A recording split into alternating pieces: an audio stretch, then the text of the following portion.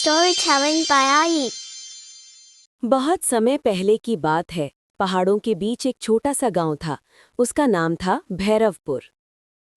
चारों ओर हरियाली, खेत और खुशहाल लोग। पर उस गांव के बीच में एक पुराना कुआं था जिसके बारे में सब कहते थे, ये कुआं श्रापित है। कहते हैं कि सालों पहले उस कुएं में एक साधु तपस्या करते थे। एक दिन गांव के कुछ शरारती लड़कों ने साधु का मजाक उड़ाया और उनका आसन तोड़ दिया। साधु ने क्रोधित होकर कहा, जिस दिन इस गांव का कोई भी इस कुएं का पानी पिएगा, उसी दिन इस गांव की खुशियां समाप्त हो जाएंगे। और ये कहकर वे चले गए। समय बीतता गया, लोग उस श्राप को भूलने लगे। कुएं पर एक मोटा ताला लगा दिया गया। बच्चे वहां खेलने तक नहीं जाते थे। लेकिन एक दिन कुछ अजीब हुआ। गांव में एक नई बहू आई। उसका नाम था राधा। वो शहर से आई थी और उसे गांव की पुरानी कहानियों पर भरोसा नहीं था। एक दिन गर्मी बहुत थी और घर में पानी खत्म हो गया।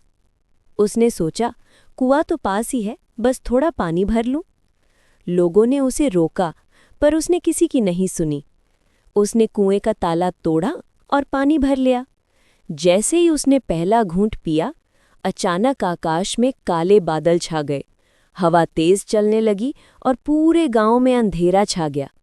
पेड़ झुकने लगे, जानवर डरकर भागे और कुएं से अजीब सी आवाज आने लगी, जैसे कोई रो रहा हो। अगले दिन गांव के खेत सूखने लगे। नदियां जो कभी नहीं सूखती थीं, उनमें पानी गायब हो गया। लोगों के घरों में अजीब सी गंध फैल गई। राधा को बहुत पछतावा हुआ।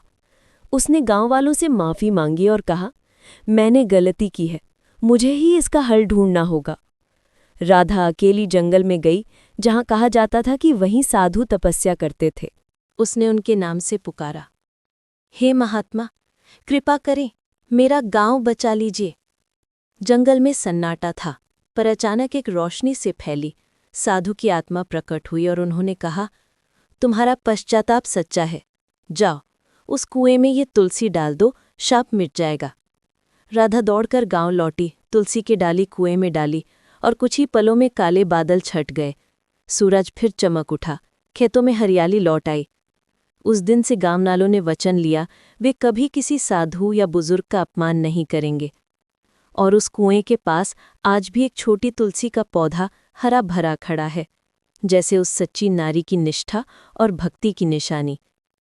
कहते हैं, अगर कोई दिल से माफी मांगे और सच्चे मन से सुधर जाए, तो सबसे भयानक शाप भी आशीर्वाद में बदल सकता है।